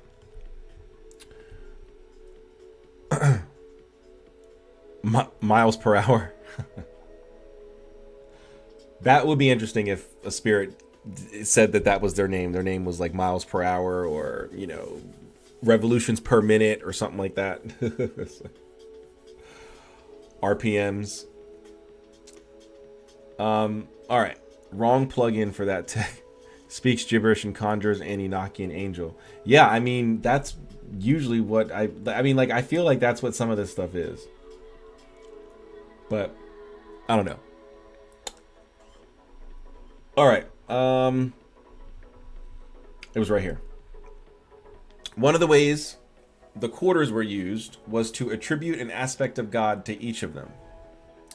Therefore, the four-letter name of the Tetragrammaton was divided into the four directions, as can be seen in many circles. Some Kabbalistic traditions use permutations of the divine name, which renders 12 variations called the 12 banners of the holy name. These in turn are related to the signs of the zodiac, and thus the elementary attributions are implied to relate to the appropriate quarter. As further points of interest on figure 29, I should like to note the entrance gate of the circle shown in the figure, which was this area right here. This was one of the means whereby the operator would enter and depart the circle, often utilizing a ritual gesture or perhaps a word of power to aid in the sealing of the circle once the passage was effected. In addition, the reader may perhaps noted that the circle in the figure lacks the usual crosses found to be common or found to be a common part of the makeup of magic circles. However, in this example of the 4 Hebrew letters, Tav, literally meaning cross, serves in the same capacity. One of the circles from John Dee's Heptarchia Mysticae displays a variant of this 12-fold pattern. See figure 30. That's this. And this is figure 31, which is the blood acre, which is the circle seal of the sacred alphabet from Andrew Chumbley's Azoatia, which is a grimoire of the sabbatic craft. If anyone's familiar with Andrew Chumbley, it's interesting that his circle is included in here because he's not a grimoire traditionalist. And I think there also might be like a satanic or like a Luciferian circle in here as well. But yeah, this is a very interesting circle. I don't study Chumbley. I do have the Azoatia in PDF, but I've not opened it really and read any of it. But I do have a couple books from the company that was born out of his publishing. I think it was Three Hands Press, because I think it was him and two other him, Daniel Skulke, and someone else. I think all are the Three Hands, if I recall correctly. Somebody can correct me there, but I think that's them. Well, he's dead, of course, but I think that's them. But anyway, yeah, I have no idea what this represents. I don't know what any of this means. 1, 2, 3, 4, 5, 6, 7, 8, 9, 10, 11, 12, 13, 14, 15, 16. Okay. I guess this might be magical script for the alphabet. I don't know. It's called the Circle Seal of the Sacred Alphabet. So I don't know. But what's interesting is we can see the circle and the square. And then there's another square within it. And then we can see the cross points. I haven't used that one specifically. I used the Cochrane circle. Oh, interesting. That's nice. Yeah, I'm not familiar with any of the circles in any of the Tradcraft stuff. All right. In the Azoatia, this fourfold pattern is expanded into the octriga, or the octriga, by including the cross quarters as may be seen in the blood acre circle of the sacred alphabet. So, right here. It won't let me highlight it, but it's that little thing in the center. Divine names and pentacles, authority and protection. The use of names in magic reaches far into the recesses of antiquity and clearly plays a role in the efficacy of the magic circle while in use. The grimoires exhibit a strong Kabbalistic influence in this regard, not only due to the power accepted as implicit in divine names, but also in the enumeration thereof. Gotta bounce for tonight, but thank you for the live, Mystic. I really appreciate it. Not a problem at all. Thanks for being here, Wing Ridden. Enjoy the rest of your evening. The grimoires exhibit a strong Kabbalistic influence in this regard, not only due to the power accepted as implicit in divine names, but also in the enumeration thereof. Names and numbers are classificatory ciphers which individualize or isolate a specific type of force or aspect of spiritual emanation. Names hold authority due to their rank and association.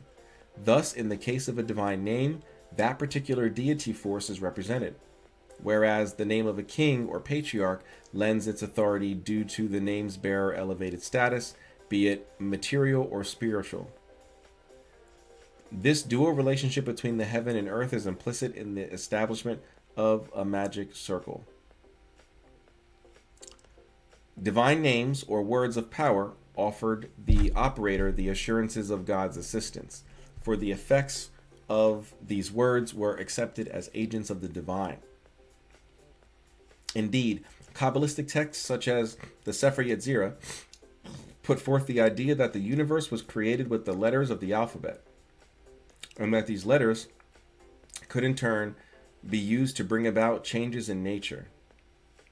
The Hebrew language plays a significant role in many grimoires, as do the Sephirot, souls, and angels of the Kabbalah. Among the most significant of these texts is the Book of Enoch and the Sefer Raziel.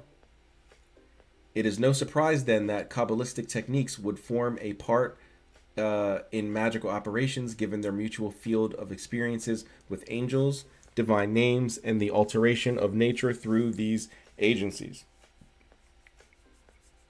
The idea that nature could be affected in such a manner also followed a Kabbalistic doctrine, that of the divine world and its emanations. In the words of Joseph Dan, Hebrew scriptures were regarded as written in a divine language which preceded creation. It was part of the infinite divine wisdom rather than a means for human communication, and therefore its meaning could never be exhausted. Certainly, the book with which these ideas had the most influence in the Grimoire tradition is Agrippa's De Occulta Philosophia Libri Tre, which presented Kabbalah as a magical art dealing with numerology and divine names as applied to the Renaissance traditions of correspondences. This book played a large role in the erroneous idea that Kabbalah is an amalgamation of witchcraft, numerology, and magic, an idea which continued into the 20th century. Indeed, the Kabbalah we are discussing is not traditional Orthodox Judaic Kabbalah, but the tradition that was employed by a humanist reading of scriptural material through Kabbalistic means. This use of a Kabbalistic hermeneutic, hermeneutics is the study of texts, and not like reading them, as studying the text as in studying the text from the time that it came from, what they meant by the language they used in the time that they came from, and that sort of thing, right? Like, it's kind of like how people try to, interpret what Shakespeare's plays mean or whatever. That's a form of hermeneutics, right? They're trying to study the text and understand it in the context, hopefully, of the time that it came from, and go from there. So yeah, anyway, this use of a Kabbalistic hermeneutic led the humanists away from the strict Judaic doctrines and consequently into Christian Kabbalistic speculation. As we have seen in the example of the spurious authorship of the grimoires, names are given over to the idea of authority, and if the names of famous patriarchs are to be given any due, how much more so was given to the divine names employed in the manuscripts themselves. In Kabbalistic tradition, these names represent the various aspects of divinity, each having dominion over its respective part of the divine realm. Then there are the names of angels, daemons, spirits, and the elementals. The knowledge of such names grants power over such beings. Like a veritable onomasticon, a hierarchy of the divine world was laid out for use in ceremonial or divine magic.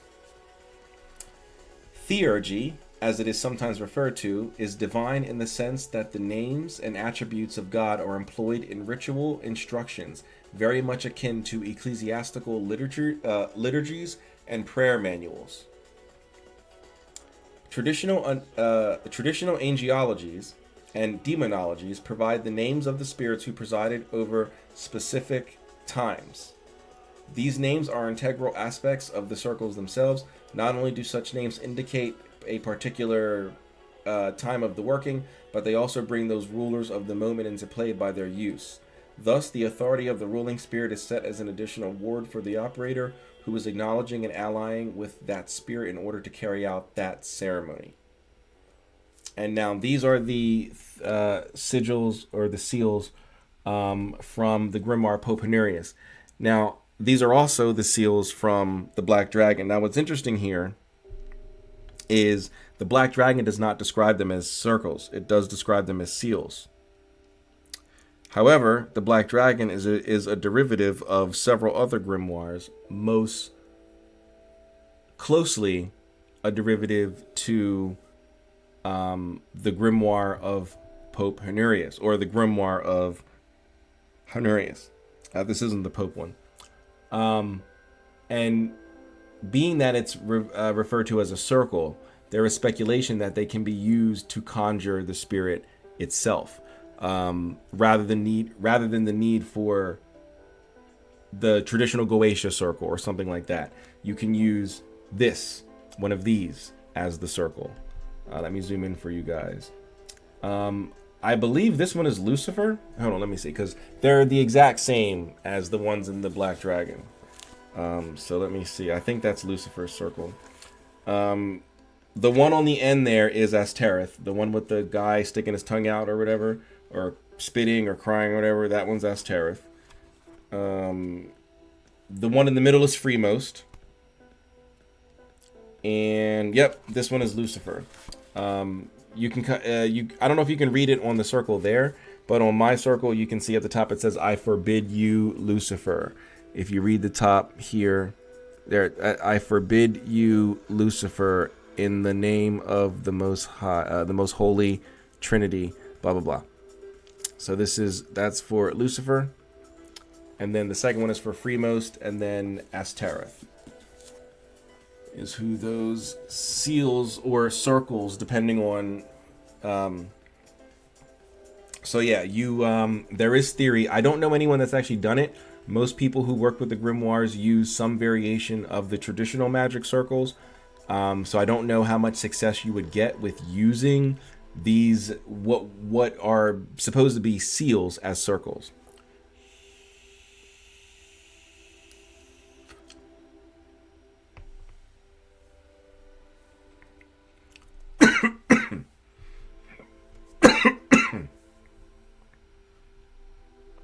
All right. Let me zoom out a little bit. All right.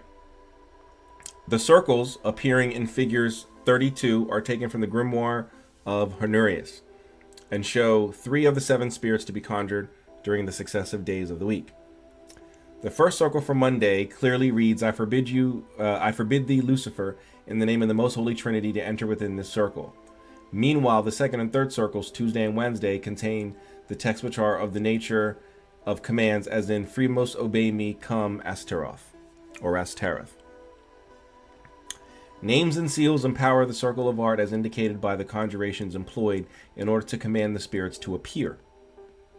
The magician invokes divine names, angelic powers, and utilizes crosses or other sigilla during the operation to support the summoning. These various aspects of divinity are invoked as a chain of being, which we would call the chain of manifestation within Hermeticism, which lends the magician authority, that's the divine authority that I'm always talking about, by way of the chain of command. This is reflected plainly in the Kabbalistic doctrine of emanation, as well as the Hermetic principle, there you go, of the microcosm being reflected by the macrocosm. Incense, stones, or other substances aligned with the spirits were also employed in such conjurations.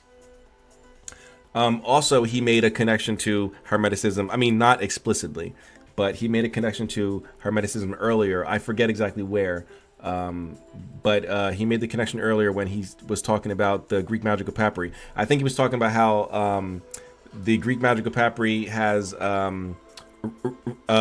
rituals that utilize the 4 quarters, and that the practitioner is supposed to go to each of the quarters and pour like powders and liquids or something like that. But yeah, I'm actually really enjoying this book. Awesome. I'm glad. Yes, circles are pretty interesting, especially when it gives you visuals and you're not just listening to me drone on. There's like visuals that you can pause and read, and also I stop and give commentary, so it's not just me droning on. But circles are very interesting, and we're able to discuss multiple circles, not just, the Wiccan, Widdershins and Jezzel circle casting, right? No offense to any Wiccans, but yes, this is a very interesting book. If you're interested in it, it is William Kiesel's Magic Circles in the Grimoire Tradition, and which is also interesting because unless I'm wrong, William Kiesel is the owner of Ouroboros Press. I could be wrong there, but I'm I'm certain that William Kiesel is the owner of Ouroboros Press. Although he did not publish this book from Ouroboros Press. He published it through another company. So, I don't know. But anyway, not that that was important. That's not important at all. But anyway, often the divine authority sought by the magician was embodied in smaller magic circles known as pentacles. These devices and seals were made and consecrated according to strict astrological and ceremonial instructions and were employed visually to command the spirits into obedience. Again, it was the divine names found on such seals that the magician laid claim to his authority. His authorita. All right. Are we almost done this chapter? No. Okay. But it's almost 11 o'clock. All right. Where would be a good place to start? Okay, yeah, we're not done. Wow. This one's really cool. The one on the far left, the pentacle from the Grimoire Pope Honorius, this one's really cool. It looks like a coin, like it could be a coin. Looks really cool. All right, I guess I'll read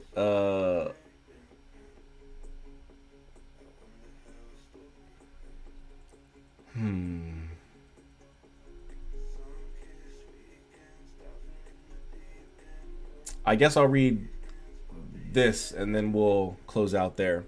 I'll read the rest of this page, I'll read this page, and then we'll stop here. On the Watchtowers, Robert Flood.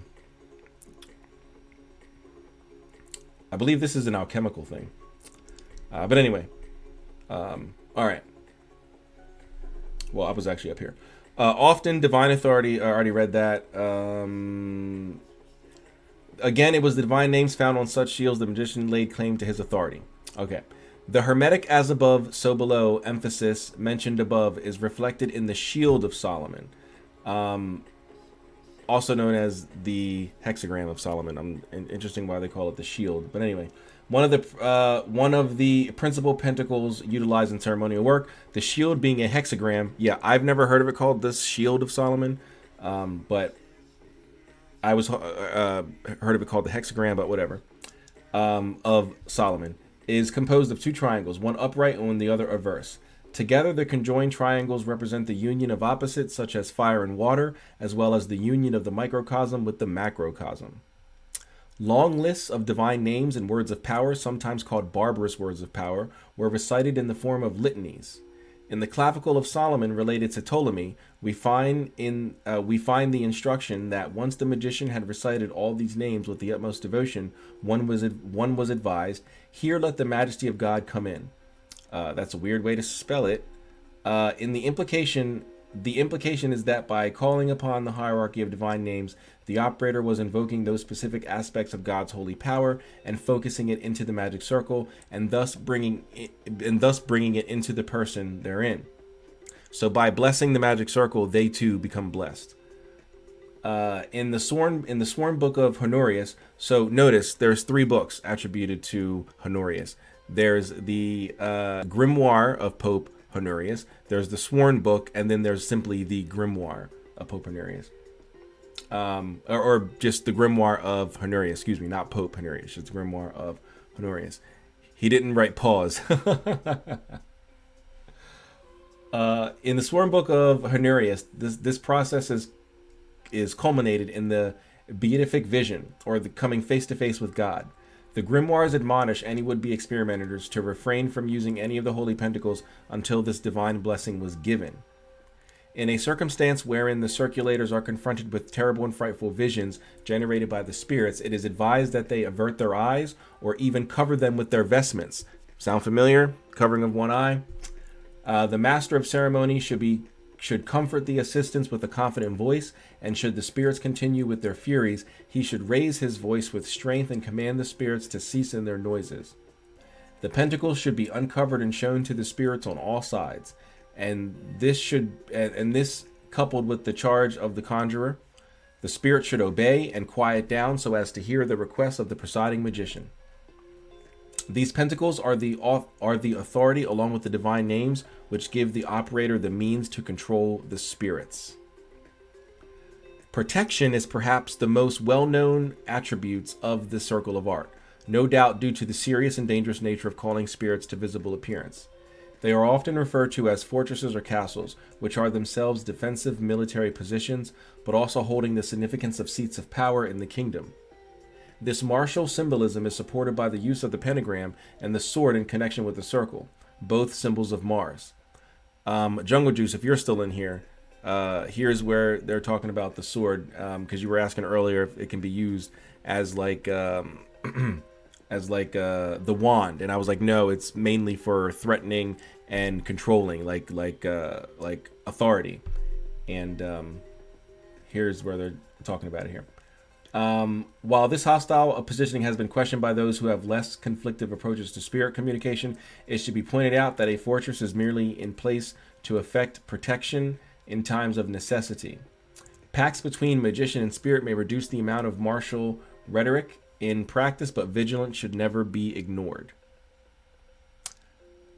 Figure 34 from Flood conveys the angelic protection from the four directions, as well as showering the divinity of the Tetragrammaton upon the kneeling figure. Faith in the archangels providing safety to the operator has survived even in modern times, as explained in the reference to the pentagram ritual earlier. All right, so we're going to go ahead and stop here at the watchtowers, and we will pick that up next time. So thank you all for being here for the last 2 hours during this reading of the grimoires in the grimoire, Magic Circles in the Grimoire Tradition by William Kiesel. I too enjoy the text. I think Magic Circles are interesting, and I think that they are important. And it's good to not just have knowledge on the one that you work with, but on many Magic Circles. If for nothing more than experimentation purposes. But yeah, so thank you all. I don't know if I'll be live tomorrow, perhaps. But if not tomorrow, I'll definitely be live Friday. I'll be going live with Venom this Friday. So be on the lookout for that. And Venom, we can get together and discuss a time. Wait, no, I think we did come to a time. 10, right? 10 p.m. I believe it was. Was it 10 p.m. Eastern? Okay. Yeah, so 10 p.m. Eastern will be live Friday. So come join us and discuss all things magic with us Friday. But perhaps I'll also see you guys tomorrow. Who knows? Maybe I'll just take a break. I don't know. But anyway, thank you all for being here. Thank you, Issa, for taking time out of your day to moderate. You're very welcome. Thank you, Mothi. Appreciate the support. And thank you guys. It was a great discussion, great questions, and a fantastic text. If you're interested, again, it's Magic Circles in the Grimoire Tradition by William Kiesel. You can get both hard copies and the PDF, whichever you would prefer. But thank you, and I will catch you guys in the next one. As always, seek the mysteries. Peace.